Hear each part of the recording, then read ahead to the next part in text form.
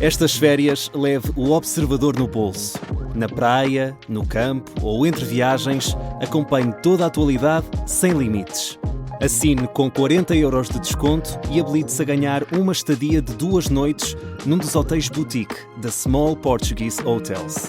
Este verão, desligue da rotina, não da informação. Assine em observador.pt.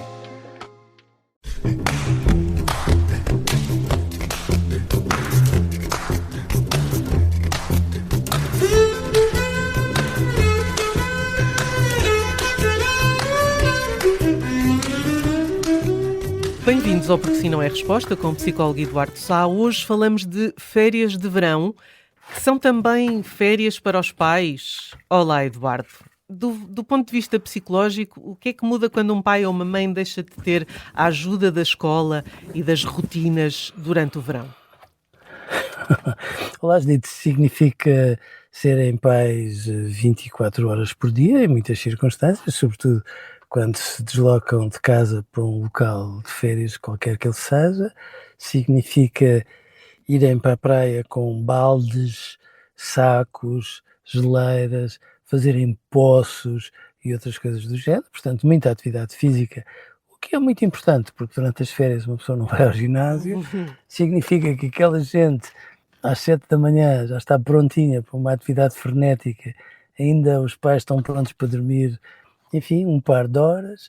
Significa os pais, na sua bondade, porque é mesmo bondade, Judite, às vezes levarem mais um amigo ou dois, o que significa multiplicarem os trabalhos de férias por 2 ou por 3, o que, findas as férias, acaba por ter o seu peso. E significa uma coisa que eu acho uma ternura, que são os pais a dizerem que estão ansiosos por voltar ao trabalho para finalmente terem férias, porque a ideia era descansarem, mas muitas vezes acabam por não descansar tanto quanto desejam ou quanto podem, não é? Existe um sentimento de culpa em admitir que as férias com os filhos são cansativas? Claro que existe, Judite. E devo-lhe dizer que eu também não acho que seja chocante quando os nossos filhos têm o privilégio de ter avós ou de ter tios que hoje passem os diazinhos com os avós, amanhã com outros, e que com isso os pais possam também ter um bocadinho de férias de filhos. E ter um bocadinho de férias de filhos não significa que os pais sejam maus pais, significa que eles estão a tentar gerir dentro do tempo que têm disponível para que consigam finalmente corresponder, como pais a sério, a todas as solicitações que os filhos fazem, nomeadamente durante as férias. Mas sim, eu acho que há sempre um bocadinho de peso a esse nível, como se no fundo os pais estivessem sempre de chamada, sempre disponíveis e não tivessem direito a férias, não têm definitivamente, não têm férias a feriados, a dias santos e nem sequer a greves de zelo, embora as mães passem a vida a ameaçá-lo. E portanto, claro que há um bocadinho de culpa, mas eu não vejo qual é o mal de nós podermos dizer, como muitas vezes as mães dizem, com toda a transparência e bondade, que adoram os filhos, adoram estar com eles e adoram passar bocadinhos sem eles, porque isso é pormos verdade onde às vezes ela parece faltar e onde todos parecemos sentir o mesmo, mas temos alguma dificuldade em assumi-lo. E como é que se distingue na prática estar presente de estar disponível o dia inteiro? Estar disponível o dia inteiro não pode ser aquilo que de facto se passa aos fins de semana com muitos pais. Eu entendo que os pais se tentem adequar às agendas desportivas dos filhos e, portanto, o sábado de manhã e o domingo de manhã muitas vezes ficam comprometidos às agendas sociais dos filhos e há sempre 1 ou 2 festas de aniversário, sobretudo quando há mais do que um filho, e depois também ao programa da família e àquilo que são os compromissos que os pais entendem ter com os filhos. Hoje vai-se ao museu, amanhã vai-se à praia, depois vai-se ali, etc. Eu entendo isso. Mas os pais têm a noção de que mesmo nessas circunstâncias eles têm uma agenda. É difícil compatibilizar isto tudo. Todos sabemos na pele, todos. E portanto, lá está, não me choca que haja uma agenda a sério para tudo e para mais alguma coisa, também para os compromissos dos pais com os filhos e para os compromissos dos pais entre eles próprios. Porque se no meio destas férias todas os pais correspondem a tudo aquilo que são as solicitações dos filhos, e os pais correspondem.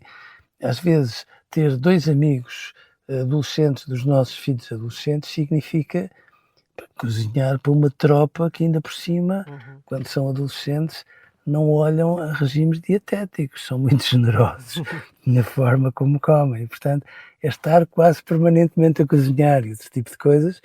E, portanto, sim, às vezes nós temos alguma culpa, mas é muito importante podermos perceber que pais com tempo para eles próprios e tempo para a relação deles próprios, são seguramente melhores pais. E se formos por aí, se calhar os pais pensam 2 vezes em relação à disponibilidade que sentem que têm de dar. Há pouco falava dos avós e dos tios.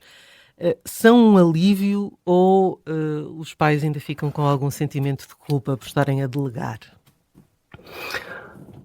Dito muitas vezes são um alívio, tomando em consideração o tempo que abrem para os pais terem, olha, às vezes para poderem ir dar uma voltinha ao fim do dia, coisa que muitas vezes não é possível. Mas eu acho que é um privilégio, Zito. Eu acho que é um privilégio os nossos filhos terem acesso a pessoas que são muito importantes e que às vezes só se veem através de um ecrã, mesmo quando vivem numa grande cidade, como por exemplo Lisboa. E, portanto, é um privilégio usufruírem-se uns aos outros. Claro que depois é uma preocupação, porquê? Porque não faz sentido que os pais deleguem aqueles 5 ou 6 dias, enfim, nos avós, tomando em consideração tudo aquilo que era suposto que fizessem, e depois estejam a tentar controlar à distância quantas bolachas comeram hoje, qual foi o almoço, comeram sopa, não comeram. Porque a certa altura isto deixa de ter graça, quer para os avós, quer para os netos. E, portanto, delegam, eles vêm um bocadinho estragados. Claro que vêm um bocadinho estragados. Como outro dia um avô me dizia, babadíssimo, há 2 dias que o meu neto dorme comigo e eu faço de conta que nem dou por isso, que é para os pais não ficarem ciumentos. E, portanto, este lado eu acho lindíssimo.